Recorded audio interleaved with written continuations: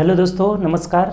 मैं Vipin sir, Vipin maths channel पे आपका स्वागत करता हूं। आइए हम लोग इस क्लास में जो हम लोग का ऑनलाइन टेस्ट बैच शुरू हुआ है उसी का हम लोग डिस्कशन करेंगे इसमें। ठीक, जो ऑनलाइन हमारा टेस्ट बैच शुरू हुआ है उसका डिस्कशन, ये सेट फर्स्ट का हम लोग का डिस्कशन होगा। जो अभी टेस्ट फर्स्ट हुआ है ना, टेस्ट फर्स्ट जो हुआ है उसी का जो है डिस्कशन इसमें फुली डिस्कशन होगा। पूरा एक एक क्वेश्चन का हम लोग इसमें डिस्कशन करेंगे। ठीक, उससे पहले आप लोग का कुछ जो है सवाल था जो कि पूछ रहे थे कि सर टेस्ट कैसे देना है, कैसे हम टेस्ट में अपीयर होंगे। तो ये सब सवाल को हम लोग देखते हैं। पहले देखिए, सबसे पहला सवाल था कि टेस्ट कैसे देना है। ठीक, टेस्ट कैसे देना है। तो देखिए, ये टेस्ट आपका यूट्यूब पर तो लेना संभव है नहीं, पॉसिबल है नहीं। तो टेस्ट जो है हम लोग का जो एप्लीकेशन बना है अपना, विपिन मैथ्स एप्लीकेशन। ठीक, विपिन मैथ्स एप्लीकेशन जो बना है इसी पर जो है टेस्ट होगा आपका। ठीक, आप इसको जो है विपिन मैथ्स एप्लीकेशन जब डिस्क्रिप्शन में जाइएगा ना, तो डिस्क्रिप्शन में इसका लिंक दिया हुआ है, वहाँ से जाकर आप एप्लीकेशन डाउनलोड कर सकते हैं। या फिर गूगल प्ले स्टोर पर जाकर के विपिन मैथ्स टाइप करिएगा तो ब्लू कलर का कुछ इस प्रकार से लोगो आएगा और उसको जा करके आप उसे डाउनलोड करके और उसमें अपना नाम लॉगिन करिएगा तो आप इसमें टेस्ट दे सकते हैं। ठीक, टेस्ट जो है देना है, तो टेस्ट कैसे देना है, तो एक दिन टेस्ट होता है, अगले दिन डिस्कशन होता है। जैसे ये जो टेस्ट हुआ था ना, कल पिछला दिन हुआ था, उसका डिस्कशन आज होगा। ठीक, आज टेस्ट हुआ है तो कल डिस्कशन, कल वाला टेस्ट का डिस्कशन आज हम लोग का हो रहा है। ठीक, पहले आपका ये जवाब क्लियर हो गया कि टेस्ट कैसे देना है। तो विपिन मैथ्स एप्लीकेशन डाउनलोड करना है और उस पर जाइएगा तो टेस्ट बैच है, एक आपका टेस्ट बैच का बैनर होगा जो येलो कलर का होगा। इस प्रकार से उस पर क्लिक करिएगा, सब आपको उसमें मिल जाएगा। पहला टेस्ट, दूसरा टेस्ट जो भी होगा सब उसमें मिलता जाएगा। ठीक, एक इसमें टेस्ट जो टेस्ट फर्स्ट है वो फ्री है, उसको कोई भी दे सकते हैं, उसमें कोई आपको पेमेंट नहीं देना पड़ेगा। ठीक, टेस्ट फर्स्ट हमारा फ्री है, उसका डिस्कशन भी ये क्या है, फ्री है।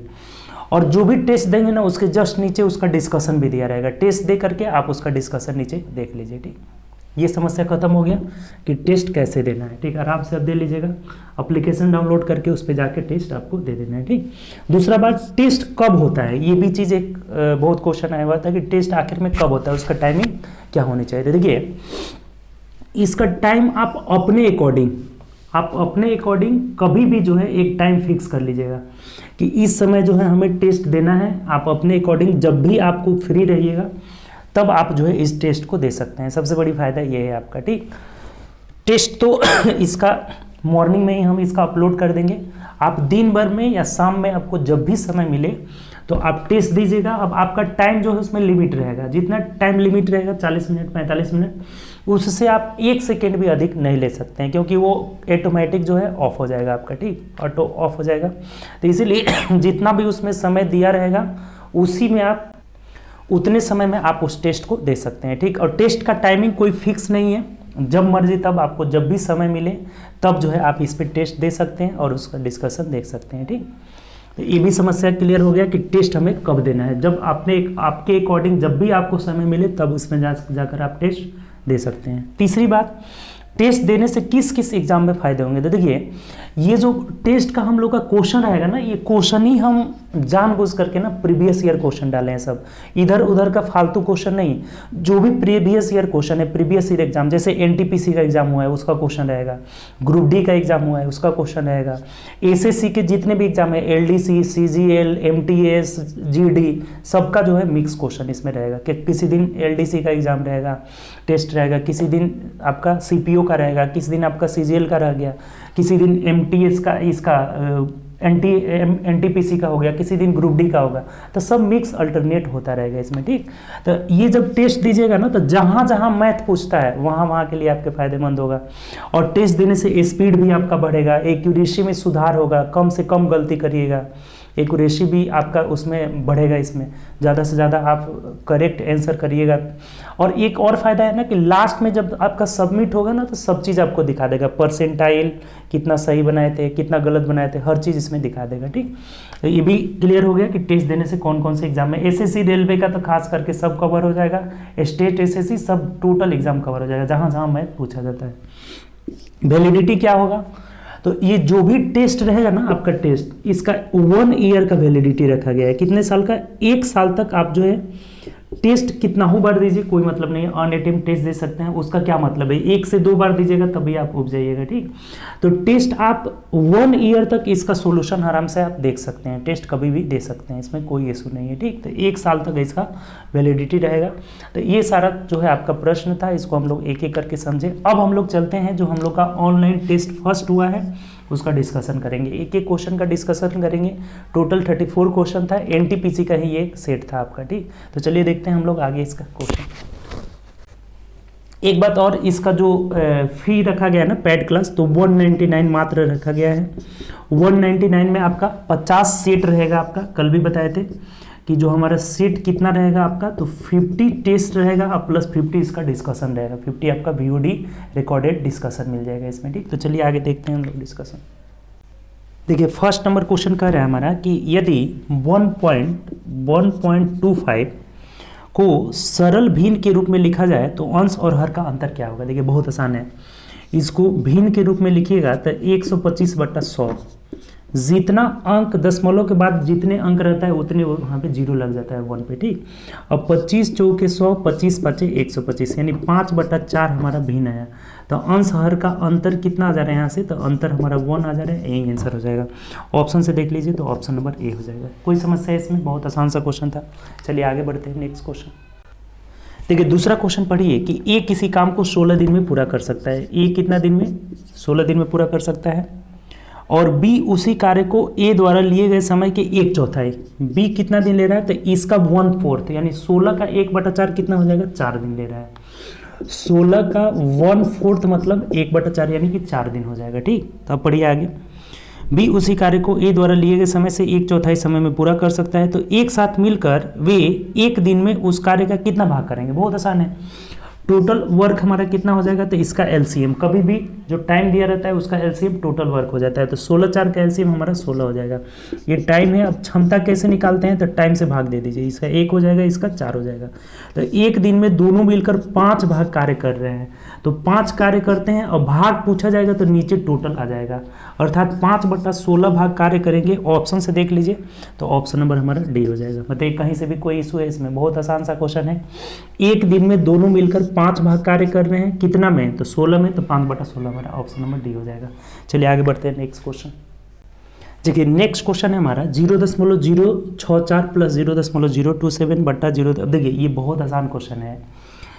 ये हमारा हो जा रहा है ना, ये 0.4 का क्यूब हो जा रहा है, ठीक, प्लस 0.3 का क्यूब हो जा रहा है, बटा ये 0.4 का होल स्क्वायर माइनस 0.4 इंटू 0.3 हो जा रहा है, अब प्लस 0.3 का होल स्क्वायर हो जा रहा है, ठीक। ये सब चीज़ सेट है आपका, यानी A cube plus B cube, नीचे दिया है A square minus A B plus B square. यानी क्या फॉर्मूला, डायरेक्ट हमारा आंसर ए प्लस बी नहीं हो जाएगा। ए प्लस बी बोले तो 0.4 और प्लस 0.3 यानी 0.7 हमारा आंसर हो जाएगा। आगे कुछ देखने की जरूरत ही नहीं है, ऑप्शन नंबर डी आपका राइट आंसर हो जाएगा। बताइए कहीं से कोई प्रॉब्लम है इसमें। ये हमारा हो जा रहा है ऊपर A cube plus B cube. A cube plus B cube का फॉर्मूला होता है A plus B into A square plus minus A B होता है, माइनस ए बी और प्लस बी स्क्वायर होता है। और नीचे हमारा दिया हुआ है A square minus A B plus B square दिया हुआ है, तो इससे ये कट जाएगा, ऊपर सिर्फ बचेगा क्या, ए प्लस बी। तो ए प्लस बी मतलब 0.4 प्लस 0.3 0.7, ऑप्शन नंबर डी हो जाएगा। बहुत आसान सा क्वेश्चन है। चलिए आगे बढ़ते हैं नेक्स्ट क्वेश्चन।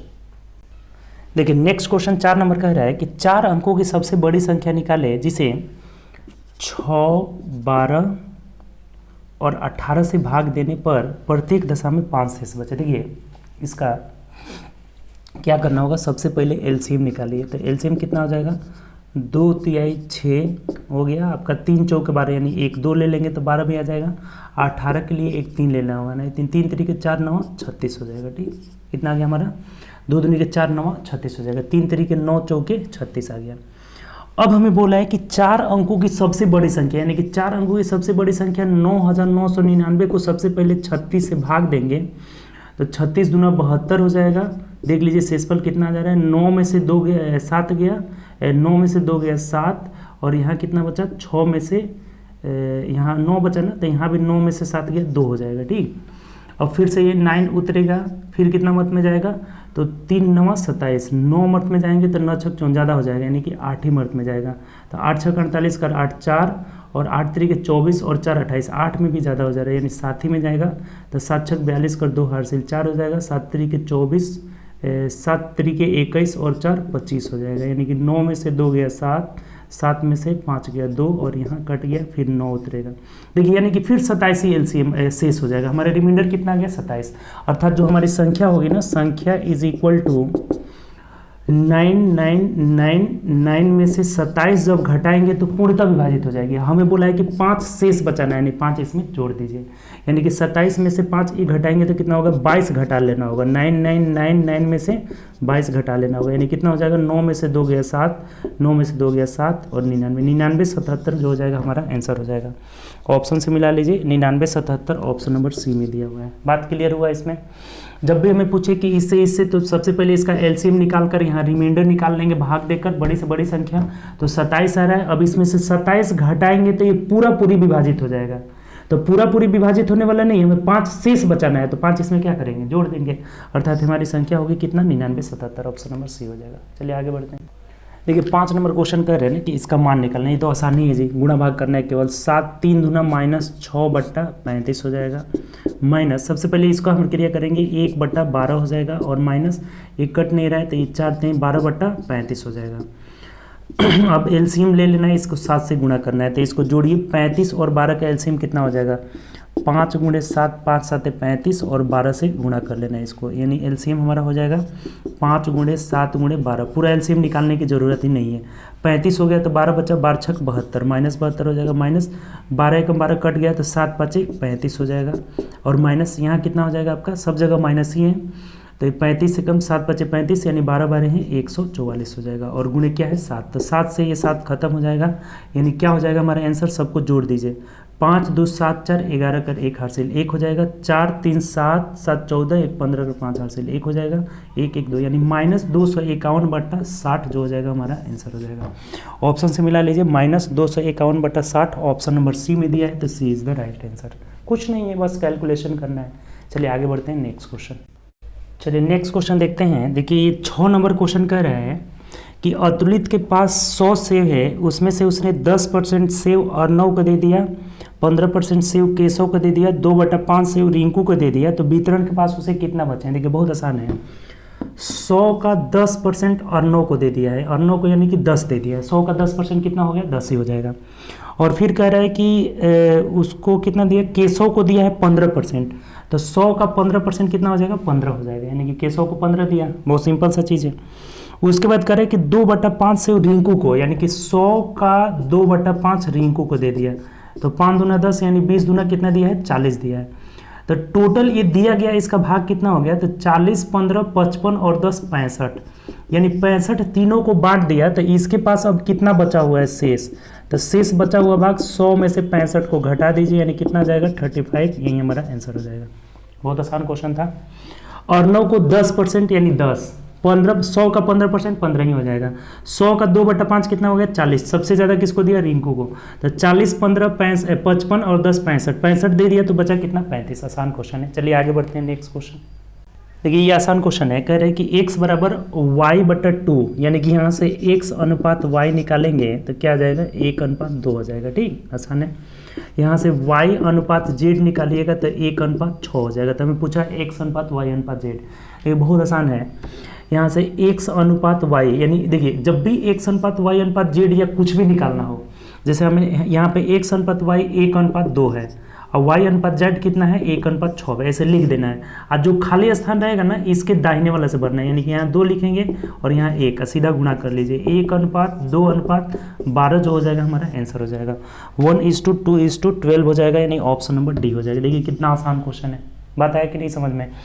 x अनुपात y 1:2 आ गया, y अनुपात z 1:6 आ गया, तो x अनुपात y अनुपात z इसके नीचे लिख लेंगे, इसको खाली स्थान को भरना है तो इससे भरेंगे, इस खाली स्थान को भरना है तो इससे, तीनों को गुणा कर लेंगे। चलिए आगे बढ़ते हैं नेक्स्ट क्वेश्चन। देखिए 8 नंबर क्वेश्चन कह रहा है कि एक संख्या के 40% का 5वां भाग, मान लीजिए एक संख्या x है, इसके 40% यानी 40/100 और इसका कितना भाग, 5वां भाग क्या है, तो दूसरी संख्या के 30% के 2/3 भाग के बराबर है। दूसरी संख्या को y मान लेते हैं, तो इसके 30% यानी 30/100 और इसका कितना के बराबर है, तो 2/3 के बराबर है, यानी 2/3 भाग के क्या है, बराबर है। तो पहली संख्या तथा दूसरी संख्या का अनुपात यानी x अनुपात y निकालना है। बहुत सिंपल है, ये दोनों क्या है, हमारा बराबर है। तो 100 से 100 खत्म हो गया, 0 से 0 खत्म हो गया, 3 से 1 3 खत्म हो गया, 2 दूनी के यहाँ पे कितना हो जाएगा, 4 हो जाएगा, यानी तिरछा गुणा करिए तो 2x = 5y बच गया। तो x अनुपात y बराबर कितना हो जाएगा, 5:2 हो जाएगा और यही हमारा आंसर हो जाएगा। ऑप्शन से देख लीजिए 5:2 यानी ऑप्शन नंबर सी में दिया है, तो सी इज द राइट आंसर। कोई दिक्कत इसमें, आसान क्वेश्चन है। चलिए आगे बढ़ते हैं नेक्स्ट क्वेश्चन। देखिए नेक्स्ट क्वेश्चन है हमारा 9 नंबर, कह रहा है 1400 रुपये की राशि पर 20% वार्षिक दर से 18 माह का चक्रवृद्धि ब्याज क्या होगा। 18 माह मतलब 1 वर्ष 6 माह हो गया। 1 वर्ष 6 माह का मतलब 1/2 वर्ष, यानी 1.5 साल का हमें ब्याज निकालना है। देखिए बहुत आसान है, रेट हमारा 20% है। रेट कितना है, 20% है, ठीक, वार्षिक है। तो 1 साल का रेट 20% हुआ, आधा साल का रेट क्या हो जाएगा, 10% होगा। सिंपल सी बात है, यानी पहला साल में हमें 20% ब्याज मिलेगा और दूसरा साल में पूरा नहीं है, आधा है, तो 10% ब्याज मिलेगा। और चक्रवृद्धि ब्याज में ब्याज का ब्याज जुड़ता है, यानी कि 20 का 10% कितना हो जाएगा, तो 20 × 10 यानी कि 20 दहाँ के 200/100 करेंगे प्रतिशत हटाने के लिए, तो ये 2 हो जाएगा। यानी कि ये टोटल हमारा ब्याज कितना मिलेगा, तो 20 10 30 2 32% ब्याज मिल जाएगा। तो कितना आसान है, यानी चक्रवृद्धि ब्याज बराबर कितना हो जाएगा, कितना रुपया है आपका, तो 1400 रुपये का कितना 32% ब्याज मिलेगा, यानी कि 32/100 हो जाएगा। तो 2 0 से 2 0 खत्म, 14 दूना 28 कर 8 8 से 2 हो जाएगा, 14 × 42 और 3 कितना हो जाएगा, 2 44 हो जाएगा, यानी कि 448 रुपये मिलेगा। ऑप्शन से देख लीजिए किस में दिया है, ऑप्शन नंबर डी में दिया है। देखिए कितना आसान है आपका, कोई फॉर्मूला नहीं। पहला साल का 20% ब्याज मिलेगा, दूसरा साल में पूरा नहीं जाना, आधा जाना है, 1.5 साल का हमें 18 महीने का निकालना है। तो 1 साल का 20% है, तो आधा साल का 10% और प्लस चक्रवृद्धि ब्याज में ब्याज का ब्याज जुड़ता जाता है। तो 20 का 10% यानी कितना हो गया, 2 हो गया। तो 20 10 30 2 32% ब्याज मिल जाएगा, जो कि 448 रुपये है, ठीक। चलिए आगे बढ़ते हैं नेक्स्ट क्वेश्चन। देखिए नेक्स्ट क्वेश्चन कह रहा है कि एक मूलधन साधारण ब्याज पर 4 वर्ष 4 महीने में 2 गुने हो जाती है, तो यह कितने वर्ष में 3 गुना होगी। देखिए एक तरीका है, आप डायरेक्ट निकाल सकते हैं, T1/T2 = N1 - 1/N2 - 1। ये डायरेक्ट आपका निकला हुआ है। जब भी ऐसा क्वेश्चन है ना, बहुत ज़्यादा क्वेश्चन इस पे पूछा हुआ है, इस पे रह के आराम से निकाल सकते हैं।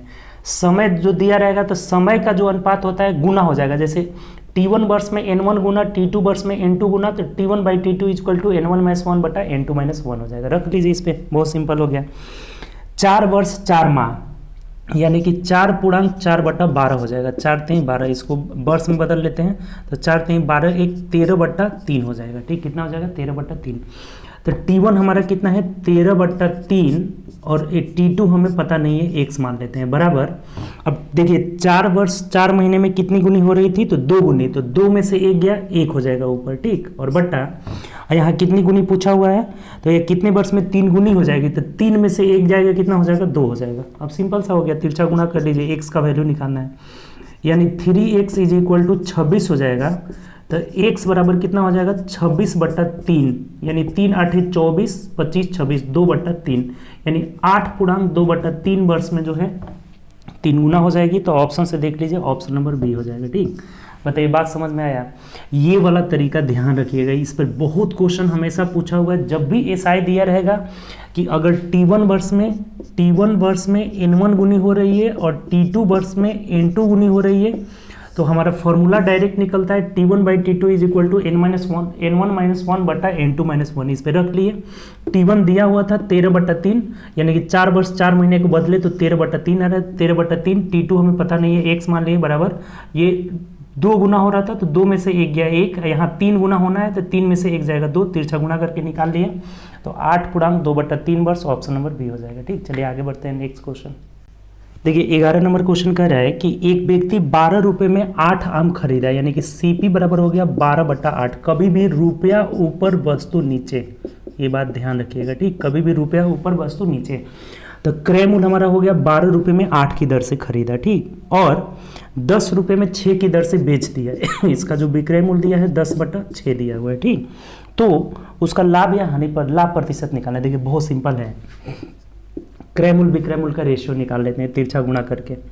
ये कट रहा है तो कटा भी दीजिए, 4 दूना 8, 4 3 12 हो जाएगा, 2 5 10 हो जाएगा, 2 3 6, यानी 3 तरीके 9:10 हो जा रहा है। इसका मतलब क्रय मूल्य 9 है, विक्रय मूल्य 10, तो लाभ हो रहा है 1 का, किस पर 9 पर, प्रतिशत के लिए क्या करेंगे 100 से गुणा कर देंगे। 11.1/9% का लाभ हो रहा है, यही आंसर हो जाएगा। देखिए कितना आसान है, 11.1/9 यानी कि 100/9 ही दिया है, रहने दीजिए ऐसे ही, 100/9% का लाभ हो रहा है, तो यही हमारा आंसर हो जाएगा। ऑप्शन से मिला लेते हैं तो ऑप्शन नंबर सी हो जाएगा। बताइए कहीं से भी कोई समस्या है इसमें। 12 रुपये में 8 की दर से 12/8 क्रय मूल्य हो गया, बेच रहा है 10 रुपये में 6 की दर से 10/6, कटा करके तिरछा गुणा कर लिए, क्रय मूल्य विक्रय मूल्य का रेशियो आ गया, तो 1 का लाभ हो रहा है किस पर 9 पर, प्रतिशत लाभ के लिए 100 से गुणा कर दिया, ठीक। चलिए आगे बढ़ते हैं नेक्स्ट क्वेश्चन। देखिए 12 नंबर क्वेश्चन कह रहा है कि किसी त्रिभुज के तीनों कोण का अनुपात 2:3:4 है। तो बहुत आसान क्वेश्चन है, कह रहा है कि सबसे बड़े कोण की मान डिग्री में निकालें। तीनों कोणों का योग 180 डिग्री होता है, तो यानी 4 3 7 2 9, 9 का वैल्यू 180 हो गया, तो 1 यूनिट का वैल्यू कितना हो गया 20 डिग्री। तो सबसे बड़ा कोण क्या है 4, तो 4 यूनिट का वैल्यू 40 दूना 80 डिग्री हो जाएगा, यही आंसर हो जाएगा। ऑप्शन से देख लीजिए, 4 दूना 8, 80 डिग्री हो जाएगा, ऑप्शन नंबर डी हो जाएगा। बहुत आसान क्वेश्चन था, ठीक। चलिए आगे बढ़ते हैं नेक्स्ट क्वेश्चन।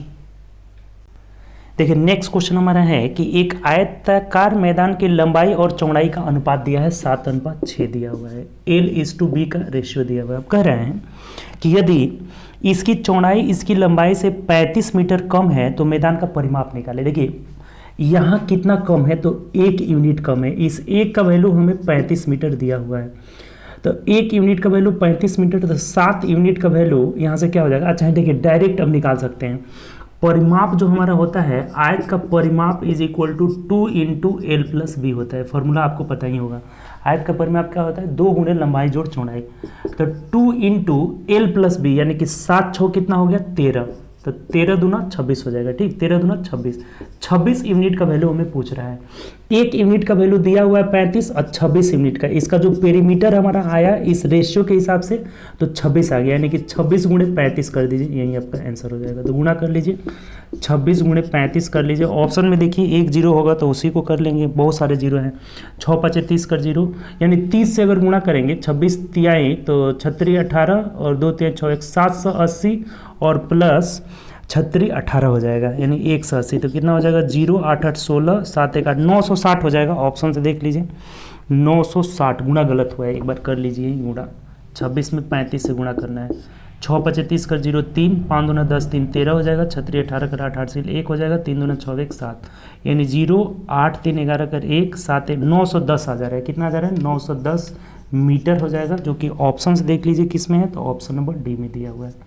आसान सा क्वेश्चन था, लंबाई चौड़ाई निकालने की जरूरत भी नहीं है आपको, रेशियो दिया हुआ है 7:6, तो ये कितना अधिक है 1, अब क्वेश्चन में बोला है 35, तो 1 का वैल्यू 35, तो परिमाप होता है 2 × L+B, तो L+B रखे 13 दूना 26 आ जा रहा है, 26 यूनिट का वैल्यू 910, ऑप्शन नंबर डी हो जाएगा, ठीक। चलिए आगे बढ़ते हैं नेक्स्ट क्वेश्चन।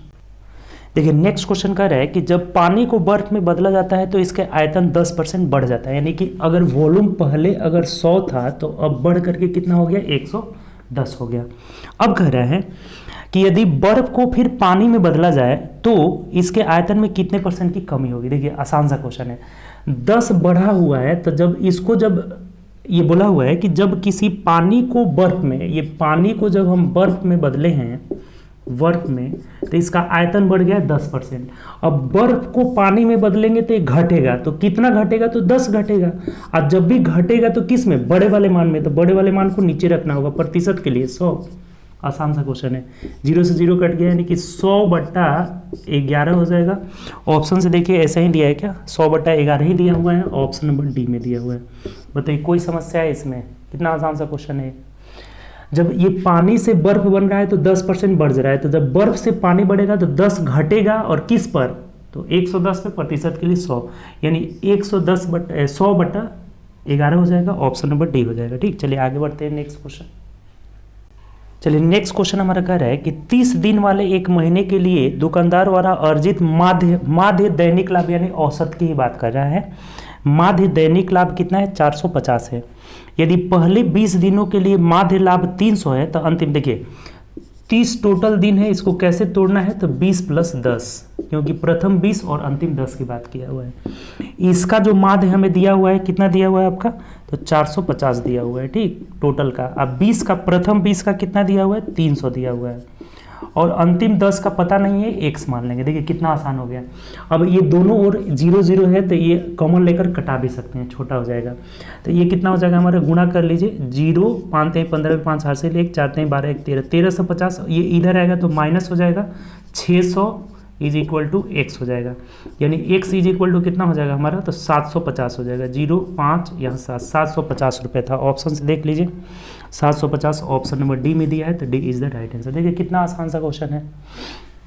30 दिन 20 दिन 10 दिन टोटल ये 30 दिन का मंथ था।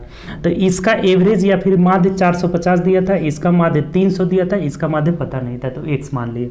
अब ये कट रहा है तो कटा भी सकते हैं, गुणा कर लिए 1350 माइनस ये 600 हो जाएगा, बराबर x बराबर कितना आ गया? 750।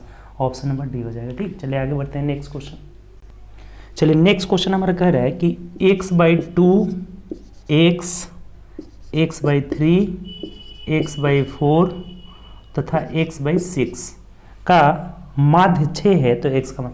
अब देखिए माध्य बराबर क्या होता है? माध्य या औसत बराबर होता है ना, माध्य बराबर प्रेक्षणों का योग बट्टा प्रेक्षणों की संख्या। माध्य बराबर योग बट्टा संख्या हो जाता है, यानी सबको जोड़ दीजिए ऊपर और जितनी संख्या में है उसे भाग दे दीजिए। बहुत सिंपल। तो सबसे पहले तो सबको जोड़िए और संख्या क्या गो है? 1 2 3 4 5 से भाग दे दीजिए, और बराबर कितना आ रहा है? 6 आ रहा है। इसका मतलब योग हमारा 6 5 30 हो जाएगा। इसको हटा करके लिख देते हैं, बराबर 30 कर लेते हैं, कोई समस्या नहीं। यहाँ से एलसीएम हमारा कितना हो जाएगा? तो 12 हो जाएगा। 2 6 के 12 यानी 6, x सब में है ना, तो x कॉमन ही ले लीजिए, कोई दिक्कत नहीं है। 2 6 के 12 यहाँ हो जाएगा 12 प्लस 3 4 के 12 प्लस 4 3 12 प्लस 6 दूना 12 हो जाएगा, ठीक। बराबर कितना है? इधर 30 है। अब देख लीजिए कितना आ रहा है? 12 6 18 2 30 4 34 और 3 कितना हो जाएगा? 37। 12 6 18 18 2 20, अब 20 4 24 और 3 27 हो जाएगा, यानी 1 गुणे 27/12 हो गया, बराबर 30 हो जाएगा। तो यहाँ से कटा लीजिए, 3 से कटा लीजिए, 3 चौके 12 3 9 27 हो जाएगा, 3 3 9 3 10 30 हो जाएगा, यानी यहाँ से कितना हो जाएगा हमारा? x इज इक्वल टू 40/3 हो जाएगा। ऑप्शन से देख लीजिए x बराबर 40/3, ऑप्शन नंबर बी में दिया है, तो B is the right answer. कोई दिक्कत है इसमें? एवरेज यानी माध्य बराबर क्या होता है? योग बटा संख्या। तो सबको जोड़ करके और 5 को संख्या था भाग देंगे तो यानी 6 5 30 हो जाएगा। 6 औसत माध्य दिया था तो 6 5 30 हो जाएगा। अब कर लिए यहाँ से x बराबर 40/3, ऑप्शन नंबर बी हो जाएगा। चलिए आगे बढ़ते हैं। देखिए अगला बोला हुआ है 17 नंबर कि 6 अंकों की सबसे बड़ी और सबसे छोटी संख्या के बीच अंतर क्या होगी? तो बहुत सिंपल है जी, बड़ी जितने भी अंक का अगर बड़ी संख्या पूछेगा ना उतना ही 9 दे दीजिएगा, यानी कि 6 अंक की बड़ी संख्या 6 को क्या दे देंगे? 9 दे देंगे, ये सबसे बड़ी संख्या होगी। अगर सबसे छोटी संख्या बोल रहा है ना, सबसे छोटी, तो सबसे पहले तो एक देना होगा, और जितने अंक का पूछेगा उससे कम 0 दे दीजिए। जैसे 6 अंक का लेना है तो 5 को हमें क्या लेना होगा? 0 लेना होगा, तो ये 6 अंक की सबसे छोटी संख्या हो जाएगी। तो बोला है कि 6 अंकों की सबसे बड़ी और सबसे छोटी संख्या का अंतर हमें पूछ रहा है, छोटी संख्या का अंतर यानी घटा देना है। तो 9 9 9 9 9 और यहाँ 8 हो जाएगा, यानी 8 पर 5 टाइम्स 9 हो जाएगा। तो ऑप्शन से देख लीजिए 8 5 को 9 किस में है? तो ऑप्शन नंबर सी में दिया है, तो सी इज द राइट आंसर। ये तो बहुत आसान क्वेश्चन है, ठीक। चलिए आगे बढ़ते हैं नेक्स्ट क्वेश्चन। देखिए 18 नंबर को बोला है कि 49, इसका वैल्यू हमें निकालना है, बहुत आसान है, ठीक। ये दोनों को जोड़ना है, इसमें से घटा देना है। तो देखिए 6 6 12 12 में से 6 गया 6, जोड़ते जाइए। ये है 1 5 1 6 6 में से 2 जाएगा, कितना हो जाएगा? 4 हो जाएगा। यहाँ 9 और 4 13 13 में से 3 जाएगा 10 10 कर 0 हासिल 1 हमारा बचा हुआ है, ठीक। पॉजिटिव में 4 और 1 5 हो जाएगा, और 5 में से 5 गया यानी कि 0, 1 हासिल था तो 1 यहाँ दे देना होगा। ये अब दशमलव के इधर वाली बात है, तो इधर हमारा कितना हो गया? 1 हो गया। 6 में से 2 गया 4, यानी 41.046 हो जाएगा, 41.046। ऑप्शन से देख लीजिए, तो ऑप्शन नंबर बी में दिया है, तो B is the right answer. कितना आसान सा क्वेश्चन है। या फिर ज़्यादा प्रॉब्लम होता है तो इसको ऐसे लिख करके खड़ा लिख कर जोड़ घटाव कर दीजिए, कोई दिक्कत नहीं है, ठीक। तो ऑप्शन हमारा बी हो जाएगा। चलिए आगे बढ़ते हैं। चलिए 19 नंबर क्वेश्चन हमें कह रहा है ना कि साइन ए बराबर ए बाई बी। देखिए ये दिया हुआ है कि sine A is equal to A by B हमें दिया हुआ है, ठीक। तो कह रहा है कि कॉस ए बराबर क्या होगा, यहाँ से कॉस ए का मान पूछा हुआ है। देखिए बहुत सिंपल है, आपको पता होगा कि sine A square theta plus cos A square theta is equal to 1 होता है। यानी अगर कॉस स्क्वायर का मान निकालना हो तो cos square theta is equal to cos square theta is equal to 1 minus sine square theta. अगर कॉस थीटा का सिर्फ मान निकालना है तो ये रूट में रह जाता है, 1 माइनस साइन स्क्वायर थीटा हो जाता है। ये सब बात पता ही है, बेसिक आइडेंटिटी। तो हमें साइन ए का मान दिया हुआ है और कॉस ए का मान पूछ रहा है, तो cos A is equal to under root 1 minus sine square A हो जाएगा, साइन स्क्वायर ए हो जाएगा। अब यहाँ से रख देना है, कुछ नहीं है इस क्वेश्चन में, 1 माइनस यानी ए स्क्वायर बटा बी स्क्वायर हो जाएगा। तो इसको जोड़िएगा तो इधर हो जाएगा B square minus A square और बटा बी स्क्वायर, ये रूट में रहेगा। अब ऑप्शन से देख लीजिए ऑप्शन किस रूप में दिया है, तो इसके स्क्वायर रूट को हटा दिया है, सिर्फ ऊपर स्क्वायर रूट रखा है और ये बी स्क्वायर है तो निकल जाएगा, एक बी बाहर हो जाएगा, यानी कि root under B square minus A square बटा बी, ऑप्शन नंबर डी में दिया है, तो D is the right answer. कुछ नहीं है इस क्वेश्चन में, बहुत आसान है। कॉस ए बराबर 1 minus sine, cos theta is equal to 1 minus sine square theta, मान रख दिया आराम से, आंसर क्या आ जा रहा है, ऑप्शन नंबर डी आ जा रहा है, ठीक। चलिए आगे बढ़ते हैं। देखिए नेक्स्ट क्वेश्चन कह रहा है कि दो संख्याओं का योग 25 है और उनका गुणनफल 35 है, तो उनके व्युत्क्रम का, देखिए बहुत आसान है क्वेश्चन, व्युत्क्रम का योग बराबर होता है ना योग बटा गुणनफल होता है, यानी योग बटा गुणनफल मतलब 25 बटा 35, 5 पचे 25, 5 साते 35, यानी 5 बटा 7 आंसर हो जाएगा। अब जहाँ एक्स वाई के चक्कर में पड़िएगा कि आप समय बर्बाद करिएगा, ऑप्शन नंबर बी हो जाएगा। देखिए इसको बात को समझिए, अगर कह रहा है कि दो संख्याओं का योग 25 दिया हुआ है और उनका गुणनफल, जैसे मान लीजिए कि x प्लस वाई बराबर हमारा 25 दिया हुआ है और X Y is equal to 35 दिया हुआ है, तो कह रहा है 1 बटा एक्स प्लस 1 बटा वाई, जब इसको जोड़िएगा ना तो ये ऊपर x प्लस वाई बटा एक्स वाई मिल जाएगा, चाहे y प्लस एक्स, बात वही हुआ। अर्थात जब भी हमें दो संख्या का योग और गुणनफल दिया गया हो और उसके व्युत्क्रम का योग पूछा जाए तो ऊपर योग बटा गुणनफल हो जाता है। तो योग 25 है और नीचे गुणनफल, यानी 25 बटा 35 कर लिए, 5 बटा 7 हमारा आंसर हो गया, यही कर रहे थे डायरेक्ट, ठीक। चलिए आगे बढ़ते हैं नेक्स्ट क्वेश्चन। देखिए नेक्स्ट क्वेश्चन हमारा है 1 बटा रूट अंडर 2 प्लस 1 प्लस 1 बटा रूट 3 प्लस, कहाँ तक है, रूट अंडर 100 प्लस 99 है, ये 100 प्लस 99 है। कह रहे हैं कि इसका वैल्यू क्या होगा। बहुत आसान क्वेश्चन है, देखिए ध्यान दीजिए, रेशनलाइजेशन का रूल होता है ना, हर परिमेयकरण का रूल रहता है कि अगर इसके दोनों के वर्गों का अंतर, जैसे रूट 3 और रूट 2 के वर्ग का अंतर 1 हुआ, 1 अगर ऊपर दिया है ना तो सिर्फ इनका साइन चेंज हो जाएगा, तो हर परिमेयकरण मिल जाएगा। जैसे कहने का मतलब समझिएगा, 1 बट्टा रूट अंडर 4 प्लस रूट 3 का हर परिमेयकरण कितना हो जाएगा, रूट 4 माइनस रूट 3 हो जाएगा। कैसे होगा इस बात को समझिए, जब हम ऊपर नीचे गुणा करते हैं, रूट 4 माइनस रूट 3 से गुणा करेंगे, रूट 4 माइनस रूट 3 से, तो ये ए स्क्वायर माइनस बी स्क्वायर मतलब 1 आ जाएगा नीचे, 1 ऊपर दिया हुआ है, चाहे अगर 2 ही आता 2 ऊपर दिया रहता तो ये कट जाता, यानी कि सिर्फ क्या बच जाता, माइनस वाला बच जाता। यानी कि जितनी भी ये संख्या दिया हुआ है ना, सिर्फ इसका माइनस वाला ऊपर बच जाएगा, यानी क्या बचेगा, root 2 minus 1 plus root 3 minus root 2 हो जाएगा, प्लस रूट 4 माइनस रूट 3 हो जाएगा, plus dash dash root under 100 minus root under 99 हो जाएगा। अब देखिए यहाँ से ध्यान दीजिएगा कि इसमें आगे 99 होगा ना, तो 99 से ये 99 क्या हो जाएगा, कट जाएगा, आगे जो 99 होगा, 3 से 3 कट जाएगा, 4 से 4 इधर होगा वो कट जाएगा, 2 से 2 कट जाएगा, एक वाला सीक्वल से इधर नहीं है तो नहीं कटेगा, यानी कि -1 और प्लस ये अंडर रूट 100 का मान 10 हो गया, तो 10 में से 1 जाएगा, 9 इस क्वेश्चन का आंसर हो जाएगा। ये बहुत बार क्वेश्चन जो है आया हुआ है, बहुत बार रिपीट किया हुआ है, ठीक। तो आंसर हमारा क्या हो जाएगा, 9, ऑप्शन से मिला लीजिए तो ऑप्शन नंबर डी हो जाएगा। बताइए कहीं से भी कोई दिक्कत है इसमें, देखिए नहीं समझे तो एक बार और समझिए, ठीक। कभी भी अगर हमें हर परिमेयकरण करना हो, इसके वर्गों का अंतर ऊपर दिया है तो सिर्फ साइन चेंज हो जाएगा, यानी दोनों के वर्गों का अंतर 1, इसके वर्गों का अंतर 1, यानी केवल साइन चेंज होगा, 2 से 2 कटेगा, 3 से 3 कटेगा, 4 से 4 कटेगा, सब कटता जाएगा, 99 कट जाएगा, 100 बचेगा और इधर -1 बचेगा, तो -1 और रूट 100 का वर्गमूल 10, ऑप्शन नंबर डी हो जाएगा, ठीक। चलिए आगे बढ़ते हैं नेक्स्ट क्वेश्चन। देखिए 22 नंबर क्वेश्चन कह रहा है कि एक आयताकार मैदान के भुजाओं का अनुपात 3:4 दिया हुआ है, ठीक, 3:4 दिया हुआ है, और कह रहा है कि इसका एरिया 300 है, एरिया कितना है, 300 मीटर स्क्वायर है, तो इसका क्षेत्रफल क्या, लंबाई और चौड़ाई क्या होगा। देखिए बहुत आसान क्वेश्चन है, ये तो ऑप्शन से ही कर लेंगे, कोई ऐसा ऑप्शन है ही नहीं। एरिया मतलब क्या होता है, area is equal to L into B, दोनों गुणा करके देखिए ऑप्शन कहाँ 300 आ रहा है, सिर्फ एक ही में 300 आ रहा है, ऑप्शन नंबर बी में आ रहा है, जो कि क्या दिया हुआ है 20 मीटर और 15 मीटर दिया हुआ है, इसी में हमारा 300 आ रहा है, बाकी कहीं भी जो है 300 नहीं आ रहा है, यही आंसर हो जाएगा। ठीक, ये रेशियो भी मिलाते हैं तो 3:4 के रेशियो में है। ये लंबाई, ये चौड़ाई, इधर ये चौड़ाई हो गया ना कि यानी 15:20 करेंगे तो ये 4:3 के 3:4 के अनुपात में आ जा रहा है, 3:4 के अनुपात में, तो यही हमारा क्या हो जाएगा आंसर हो जाएगा।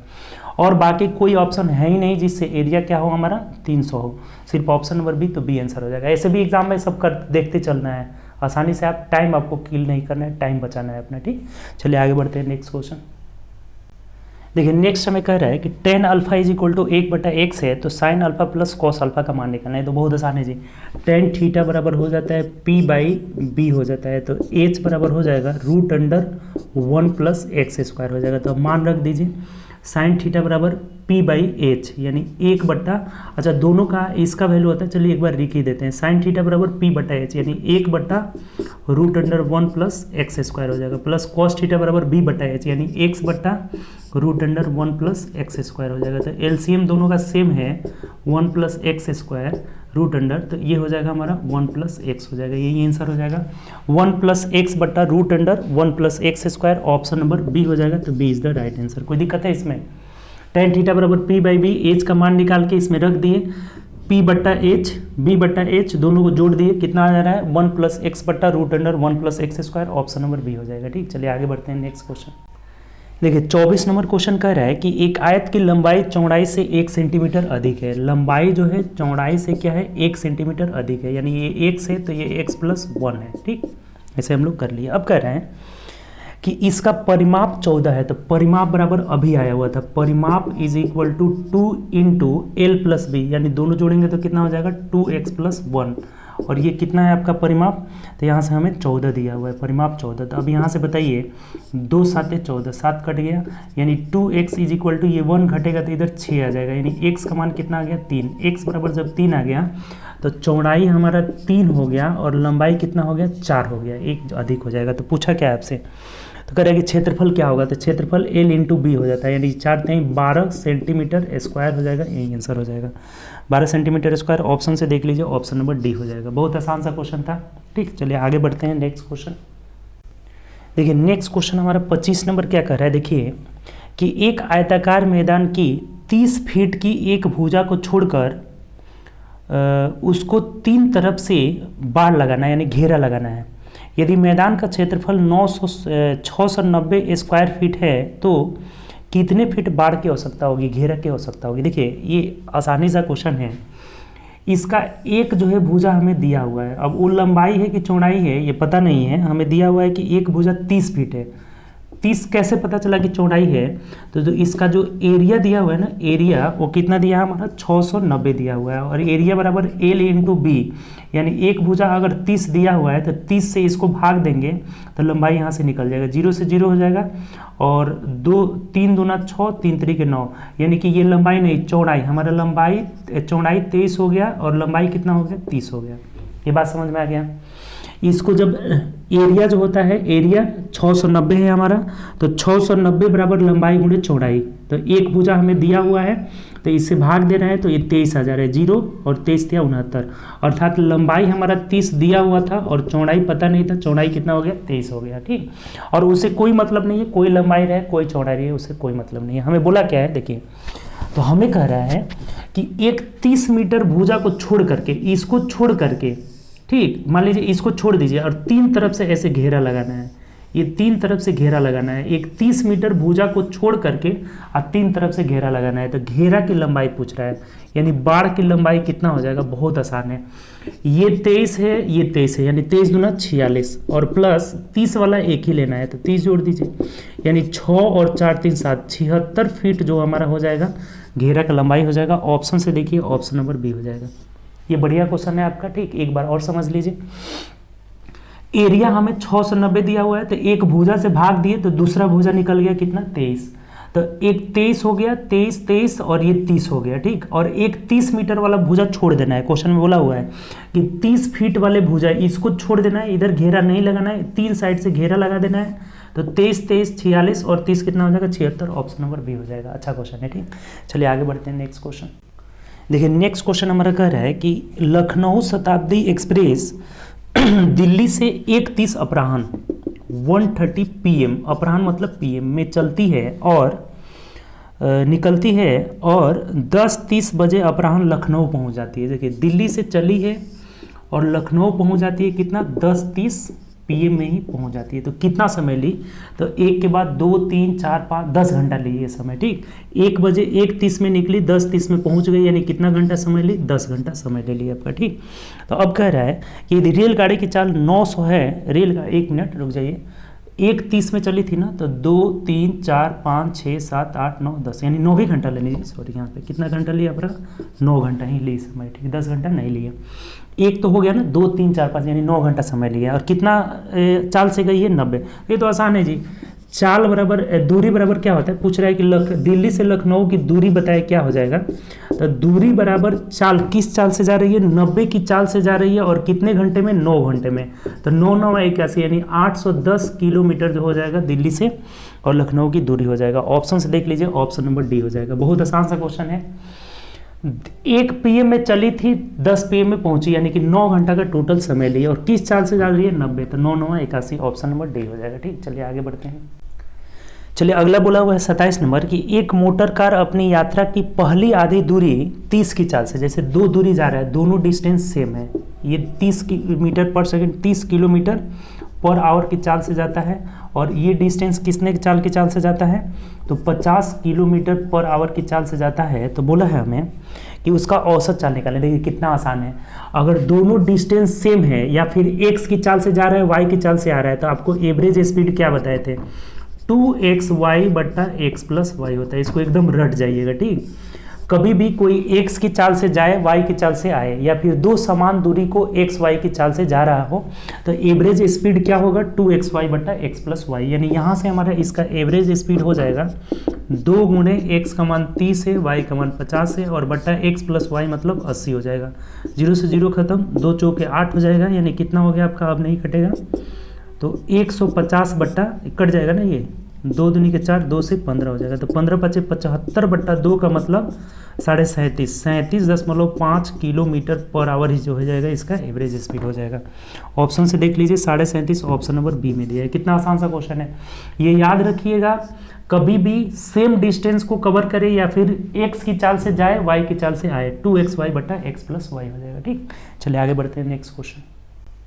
देखिए 28 नंबर बोला है कि 9/10, 3/25, 6/15 तथा 12/5, इसका हमें निकालना है क्या, HCF। देखिए आपको ध्यान दीजिए यहाँ पे कि कभी भी अगर फ्रैक्शन का HCF निकालना हो तो अंश का HCF बट्टा हर का LCM निकालना होगा, ठीक।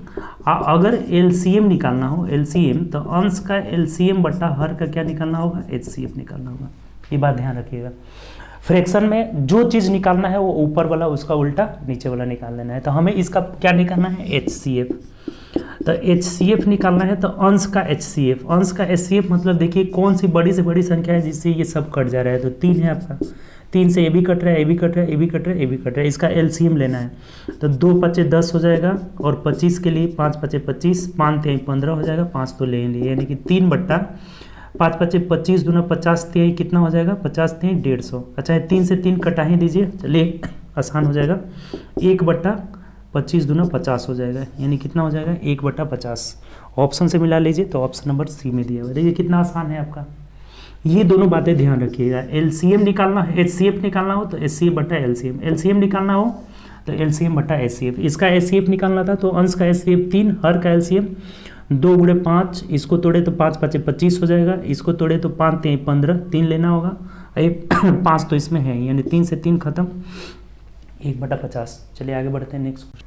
चलिए नेक्स्ट क्वेश्चन देखते हैं। ये वाला क्वेश्चन देखिए बोर्ड मास से रिलेटेड है। सबसे पहले हमें क्या करना होगा, इस छोटे ब्रैकेट को तोड़ना होगा। तो ये 5 से कट जा रहा है, 5 × 4 = 20 हो जा रहा है। यानी कि इसका वैल्यू हमारा कितना आ गया 4 और भागा, इस भाग को अब चेंज करिएगा ना, गुणा में बदलिएगा तो 8/1 हो जाएगा और गुणे 1/16 हो जाएगा।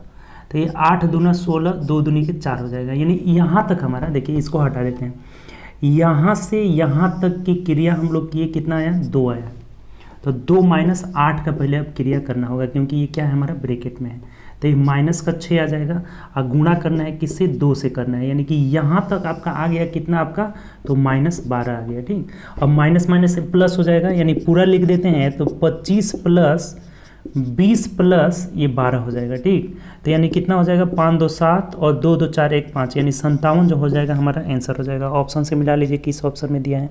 बहुत आसान क्वेश्चन है। सबसे पहले इसमें छोटा कोष्ठक को तोड़ते हैं, बीच वाला छोटा कोष्ठक को तोड़े, उसके बाद से इस छोटा कोष्ठक को, फिर मझौला कोष्ठक, बड़ा कोष्ठक तोड़ दिए, कितना रहा 57। ऑप्शन नंबर डी हो जाएगा। ठीक, कोई दिक्कत है इसमें, आसान सा क्वेश्चन था।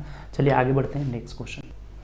देखिए 30 नंबर क्वेश्चन है हमारा कि दो संख्याओं का अनुपात 5:6 है। ठीक, कितना है 5:6 है। उसका महत्तम समापवर्तक 6 है। अब देखिए जब भी ऐसा क्वेश्चन आए तो ज़्यादा दिमाग नहीं लगाना है।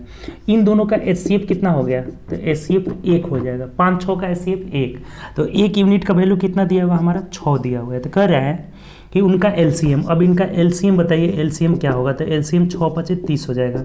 तो 1 यूनिट का वैल्यू 6 है, तो 30 यूनिट का वैल्यू 6 × 18 यानी 180 हो जाएगा। ऑप्शन से मिला लीजिए, ऑप्शन नंबर बी हो जाएगा। कोई दिक्कत है इसमें, आसान सा क्वेश्चन है।